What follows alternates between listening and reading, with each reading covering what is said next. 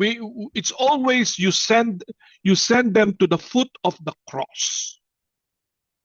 You always send them to the foot of the cross of the Lord Jesus. We have jokes, and when we give lectures to priests, uh, and we say you never send the demon to your next door neighbor. In the name of Jesus, go to the room of Father so and so. No, no, you never say.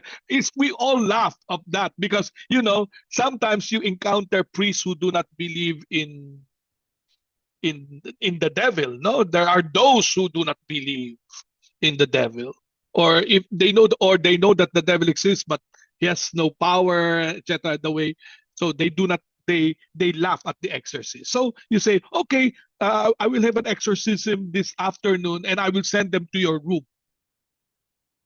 And then the priest will say, "Oh, no, don't do that." I encountered one priest like that.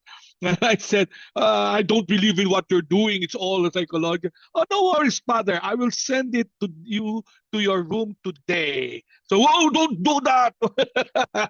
So, he said, in a sense, they believe, but now they're afraid that I will do that. Uh, I had one early case. I was an early priest then. There were reporters because the case occurred in an area in Quezon City near our parish of Santo Domingo, and it's a poor place, and it caught attention of the media, and there were reporters at that time, and they brought the children. There were 5 children who were possessed because they played the spirit of the glass, the Ouija board. And it caught the attention of the media, and they all went to Santo Domingo, and I was the only priest there. And they wanted to take videos and pictures of everything that was happening, but I wanted the kids to be separated and only with the parents there, so that it's a private thing. No, it's not a a spectacle. But the media said, "Oh, Father, this needs to be known by the people, etc., etc."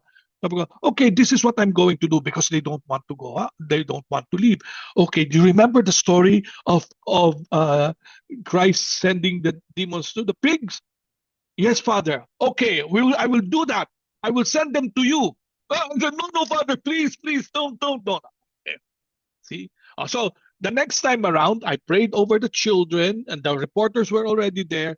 Then, when the kids came out, because they saw the kids ashen. They were